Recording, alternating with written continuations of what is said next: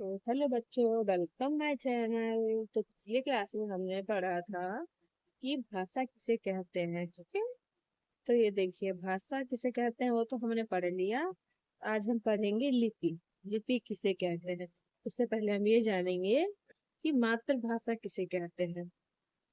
जो भाषा हम घर पर बोलते हैं, मतलब अगर हम बिहार के हैं तो हम जो बिहारी भाषा बोलते हैं, अगर हम यूपी के हैं तो यूपी का भाषा बोलते हैं। जो भी हम अपने मम्मी पापा दादी या दादा दादी से सीखते हैं और उसको घर पे बोलते हैं और घर के सदस्यों से सीखते हैं, उसे हम मातृभाषा कहते हैं।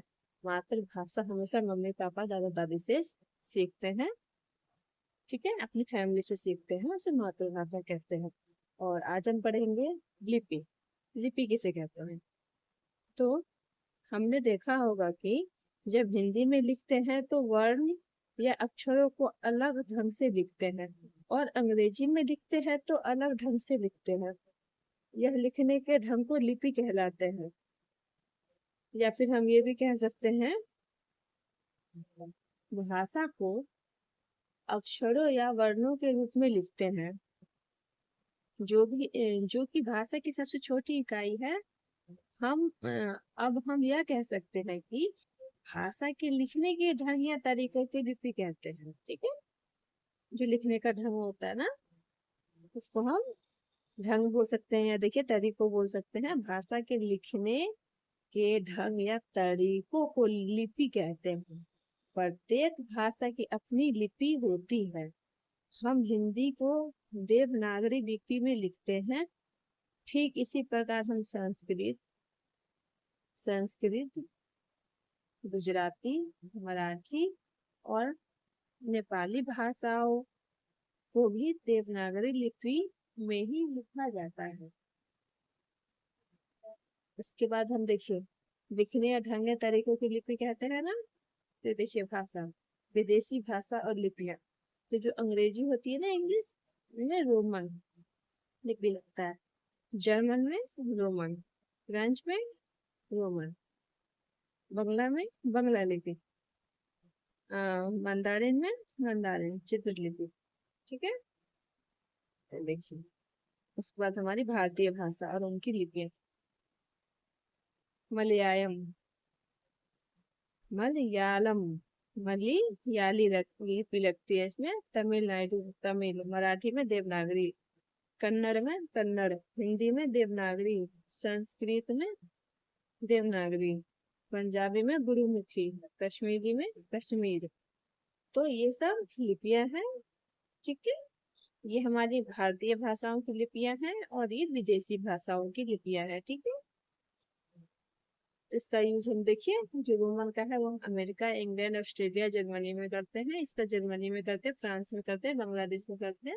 और ये यहाँ देखिए केरल, तमिलनाडु, महाराष्ट्र, कर्नाटक, राजस्थान, उत्तर प्रदेश है ना, यहाँ पे हम हिंदी बोलते हैं। उसके बाद क्या आ जाता है हमारा। हम्म अब हम देखेंगे यहाँ पे, ये हमारे मतलब के नहीं है, हमारे मतलब के है। व्याकरण। व्याकरण किसे कहते हैं। ठीक है, भाषा के नियमों की वह व्यवस्था है।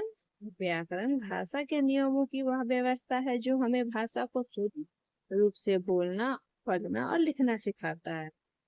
समझे, भाषा नियमों का वह व्यवस्था है व्याकरण भाषा, जो हमें भाषा को शुद्ध रूप से बोलना, मीन्स अच्छे से बोलना, पढ़ना और लिखना सिखाता है।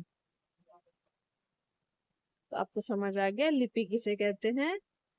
ये देखिए लिपि कहते हैं, लिपि लिपि लिपि भाषा के लिखने के ढंग और तरीकों को लिपि कहते हैं।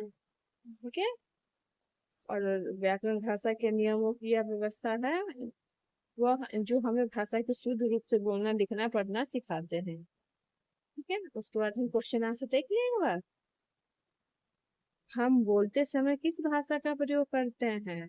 बोलते समय मौखिक ना, मौखिक, क्योंकि हम मुंह से बोलते हैं तो ये मौखिक है। अगर हम किसी को लिख के कुछ बताते हैं तो लिखित हो जाएगा। ठीक है, उसके बाद लिखिए, तो है सीता पत्र लिख रही है, वह जिस भाषा का प्रयोग कर रही है वह है लिखित, क्योंकि वह पत्र लिख रही है तो हम लिख रही है में लिखित लगाएंगे।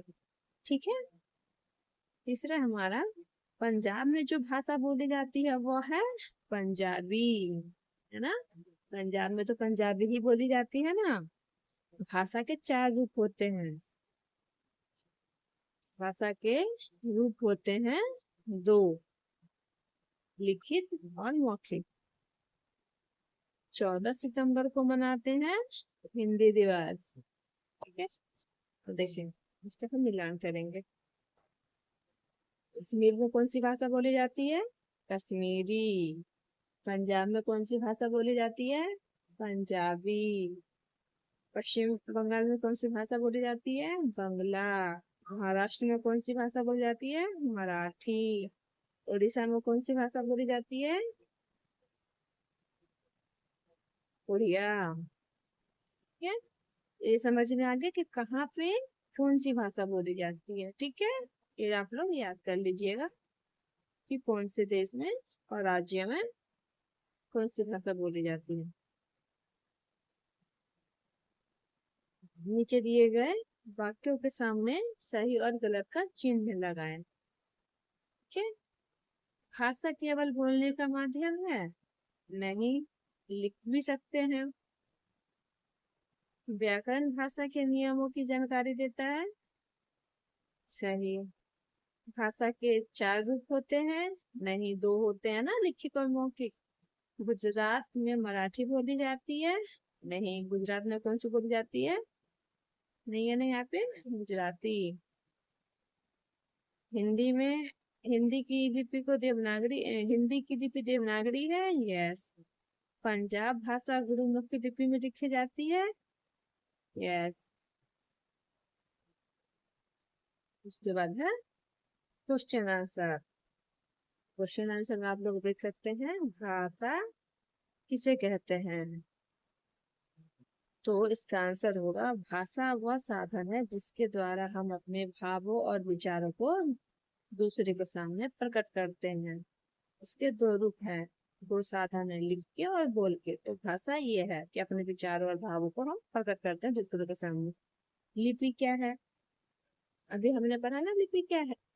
भाषा के लिखने के ढंग और तरीके को लिपि कहते हैं। ठीक है। आपकी मातृभाषा कौन सी है?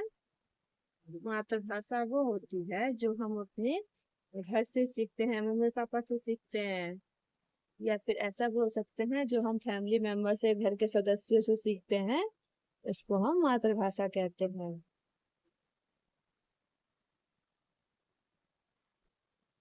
हिंदी के किन्हीं 2 समाचार पत्रों का नाम लिखिए। तो चौथा क्वेश्चन हमारा क्या है? हिंदी के किन्हीं 2 समाचार पत्रों के नाम लिखिए। क्या क्या है हिंदी के समाचार पत्रों के नाम? दैनिक जागरण और नवभारत टाइम्स। ठीक है। अब 5वां हमारा क्या पूछ रहा है इसमें? रोमन लिपि में लिखी जाने वाली भाषाओं के नाम। तो ये देखिए हमने पढ़ा था ना अभी, रोमन लिपि में लिखी जाने वाली भाषाएं कौन सी होती है? ये देखिए ना, अमेरिका, इंग्लैंड, ऑस्ट्रेलिया, जर्मनी, ये रोमन लिपि में है सारे। तो बाय बाय बच्चों, ये हमारा आज का चैप्टर होता है खत्म। उसके बाद हम ये भी देख लेते हैं। ये देखिए, निम्नलिखित भाषा में किस रूप का प्रयोग है? पढ़ना, देखना, बोलना और लिखना।